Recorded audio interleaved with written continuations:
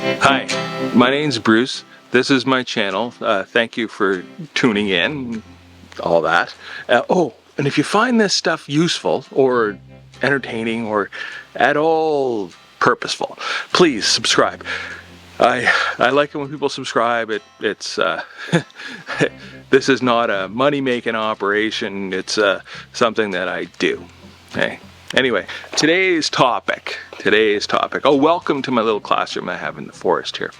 Today's topic is something that is near and dear to the hearts of many people in North America and many people in Canada. Today's topic is oil pipelines, or petrochemicals. Excuse me, I just had to put down my chalk bucket. Okay, so recently in Canada was completed a thing called the Trans Mountain Pipeline. Okay, now Trans Mountain Pipeline. Let's talk about the why. Well, if you've been following in my earlier careers in the petrochemical industry, there was a lot of talk about pipeline constraint and tariffs and tolls and rates and freight and such. Really, it's getting your product to market, because that's it. So we'll talk about here for a second oil. Okay, oil prices. The price of oil, which is in money. Let's say that the price of oil you hear about is going to be $100. $100. And there's different kinds of oil. There's WTI, Brent, this type of stuff.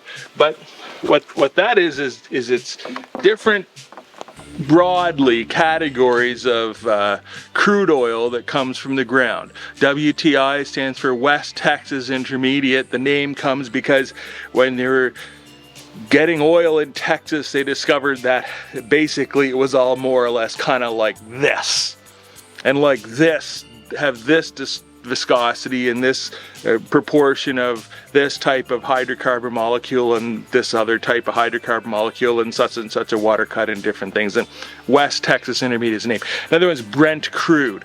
Brent's kind of like North Sea, another part of the world, so you wind up with crude oil that has some different properties. So that has a kind of a different price. Then, but we're talking here, this $100, this okay, now talking here in Canada, no secret, I'm in Canada. If you're watching from another part of the world, thank you very much, welcome. There you go, Canada. So Canada is this big place. You have the east, this is the Atlantic Ocean over here, this is the Pacific Ocean over here, this whole thing in the middle, this is Canada. Okay, Canada has provinces. So there's province over here is an island, Newfoundland. Here is Nova Scotia. You have another island up there somewhere, Prince Edward Island, New Brunswick, such. Then you wind up with Quebec, kind of big. Ontario is kind of big. Then we have, this diagram's getting terrible, but anyway, you have Alberta. There's other provinces. This is Saskatchewan. This is Manitoba. This is Ontario. You know, I envy people that can draw cogent diagrams. Even when I used to be in class that I'd see the professors doing, I was astonished at how well they would do some diagrams. But this is the province of Alberta. Alberta. And that is so bad that I'm gonna do it slightly better. We're gonna zoom in. Okay, you have the idea, everybody you got a bit of an idea of Canada. Okay, so let's focus on this part over here. This is Saskatchewan. This, roughly, this is Alberta. This is British Columbia. This is the Pacific Ocean over here. So much of Canada's oil comes from Alberta. So there's wells. This area, oil wells. just a little aside, you know, there's the data on the number of oil or of wells drilled in the province of Alberta is available from an agency called the EUB, the Energy Utilities Board. And at one time, the number that I like to keep in my mind was, at one time, that was 30,000. There's 30,000 new wells annually, and they're not all oil wells. There are oil wells, there's gas wells, there's injected wells, and the success rate is less than one would ever begin to believe on this. So that's one kind. And then up here, this is they call it bitumen now. It's called bitumen. We used to be called the tar sands. Bitumen is Syncrude, and now it's largely owned, I think, by Suncor. And what that is there's oil that is encapsulated in sand. There's sand molecules, there's oil around that, and that's another way of getting this oil stuff in Canada. So anyway, so this is Alberta. Down here is the United States. Over here is land, and that's a big long distance. So here's the Rockies. So you want to get your oil from here, basically over to here, and put it on ships and sell it to whoever's going to pay a lot of money. Now, the thing about selling stuff is, in this economics contest, is it's very marginal. So if there's 100 people in your community, they're all selling an identical car, and 99 of those people want to sell that car for $1,000. Remember, they're identical cars.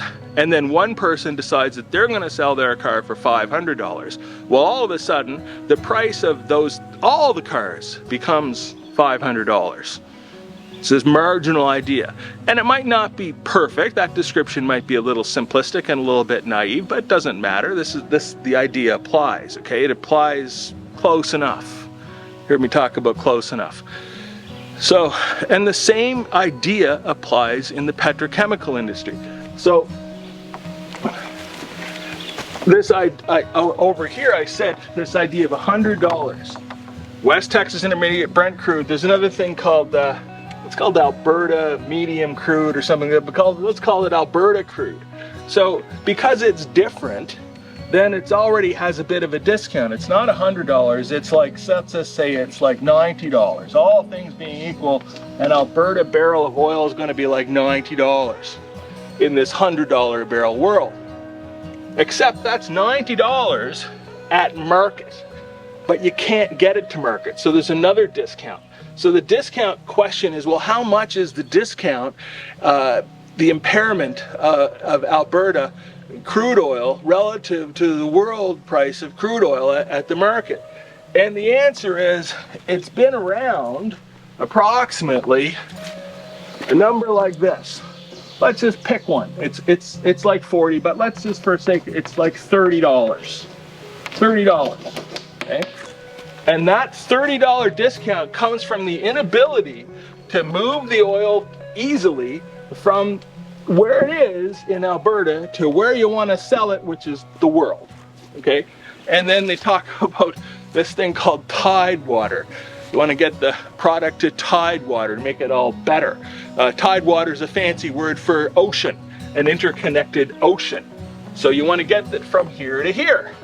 Okay, so then what happens is someone comes up with the idea, well, let's build a pipeline.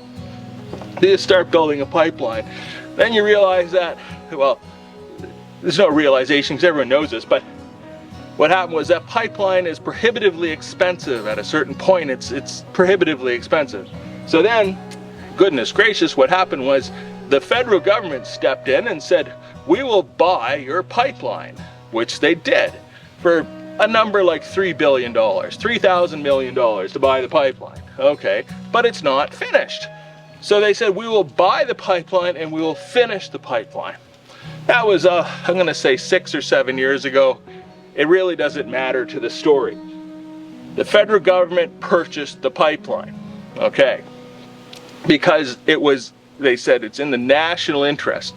And the national interest really meaning it's in the interest of the province of Alberta, because where does the oil come from? The province of Alberta. So Albertans might want to send the federal government a thank you letter. Anyway, So they bought the pipeline. Then they finished the pipeline. And lo and behold, surprise, really, surprise to no one, especially it's not a surprise to me, okay? I'm unsurprised. Is the cost to complete, to get the thing to finish, it winds up being a number like this. 34, there's this many zeros. $34 billion. Now, I want to do a shout out here to a woman named Dawn Farrell.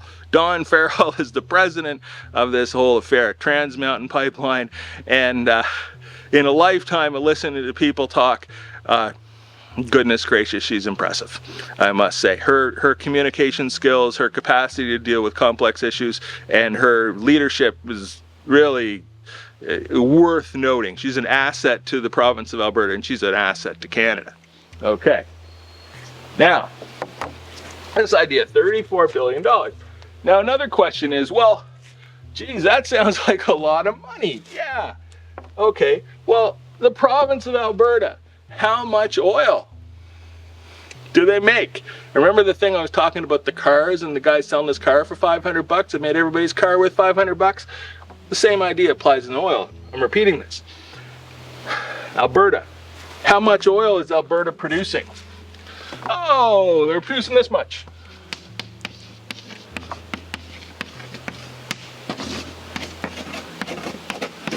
They're producing 4 million barrels.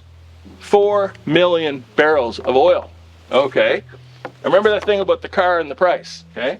Now we had this discount up here. It's like $30 or $40. That means that every barrel of oil that Alberta produces and sells, it's not getting sold at the world price. It's not even getting sold at the world price of WTI, because Alberta crude is physically different. It's not quite as valuable for whatever reason. But more importantly, Alberta crude is in Alberta. You got to get it to the rest of the world. All right. So this idea, this $30 discount. So this idea of, you create this pipeline, you remove this impediment to getting your product to market. Hey, you know, it reminds me of an episode of Little House on the Prairie where Pa Ingalls and his pal got in the shipping business, and they were transporting fine china in a donkey cart. Anyway, I know what, that popped into my head. But anyway, okay, so this idea, there you go. So having this pipeline, it reduces the discount. It closes the price gap between the world price valuation of Alberta crude and the price they're actually getting. That gap closes. It closes by, let's pick a number. Okay, let's make up a number. It's not, the pipeline is not perfect, so let's say the discount closes by this much. $20. All right, so $20. Now let's get into doing some math here. Okay, so 34 billion, 4 million. Well, let's do some cancels. So 34,000 divided by 4 is 17, call it 8, is 8,000. 8,000. Okay. And then you have this little matter of the $20, so cancel that off, call that a 4, and you get a number like 400. Now, this explanation has two properties if you've been following my channel. One is I believe in the idea of close enough, and two, I believe in the ideas of good enough to make the point. Okay, so we got a number here, 4. It might be off. I think it might be off by a 0. It was off by a 0. I'm off by, no, that's about right. So it's 20, there you go, 400. So you get, this number is 400. That's a per day, right? So 400, say there's 400 days in a year, that's a year. 1 year. Now, there's no way this is right. By correct, I mean it's not precisely, absolutely correct. But does it matter? No. So this $34 billion that the federal government committed to assisting the province of Alberta achieve their financial objective of maximizing the revenue from the resource, that was committed by the federal government. And it's come down to what's the payback time? Well, how long is it going to take to get your $34 billion back? And that's the question that I'm working on here, okay? So, and the answer is, the real answer is it's going to be like, the naive math sets it at about a couple of years. The more complicated math sets it at another number, like maybe 8 years. But it's fine. And the pipelines are a physical asset that is enduring. You know, they need maintenance and all that stuff, but it's fine. I mean, look, did you see the size of these numbers? They're enormous. Not the 34 billion, the other stuff. The amount of material that's flowing through the pipeline and the tolls and the payments and all that stuff.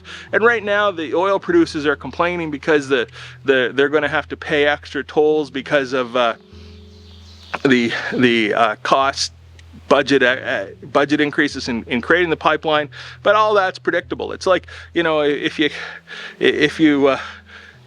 poke your friend in the belly, they're going to complain. They're going to say, "Hey, stop poking me." And if you give your other friend, you give him $10, you say, "Hey, you know, I'm still $2 short. I'm buying myself a Big Mac. Can you help me out with the other $2?" It's like you want more, right? You want more money. You want more comfort. You want more security. You want more everything. But let's look at this from the positive perspective: is that the federal government stepped in and saved the bacon. Okay? What the federal government did was they bought the pipeline that was not going to be completed. They, through the great leadership of Dawn Farrell, they stepped through a myriad of problems. I mean, you have, and some of the problem is not even the right word. They're just things that come up, right? So we had to, wildlife, right? And learning about wildlife, plants and vegetation, learning about plants and vegetation, geotechnical issues, learning more about geology, learning more about the native community and the legacy and the manner in which they evolved and developed and all that such thing. The contribution of everyone to the planet and to the great country of Canada. And these are spin-offs. But if you just look at the pipeline in the most simple and naive way, you get this thing that is, I think, is a resounding success from the pipeline perspective. Now, you heard me say before that combustion is just bad. Burning oil is bad. It is. Except we deal in reality. And the reality is that there's oil production is not going to end tomorrow, and the world is not going to stop burning oil tomorrow. It would be great if they did, because there's viable, correct options. We have to move away from this for sure, no question. But the reality is that there's an oil industry in the province of Alberta, and the Albertans are Canadians, and they deserve our respect, our support in every way, you know, within reason. We want to influence policy and move things forward, but at the same time, this is an industry that's important to Canada, and it's important to the province of Alberta. And that's it. And in this case, the government of Canada has done a service to the province of Alberta, and there you go. And now you might disagree with my numbers. Please leave a comment. Please subscribe to the channel. You might disagree with my whole idea. Please disagree. Leave a comment. Explain to me why I'm wrong. I love that. It's great. And there you go. I hope you find this somewhat useful. Hey, bye now.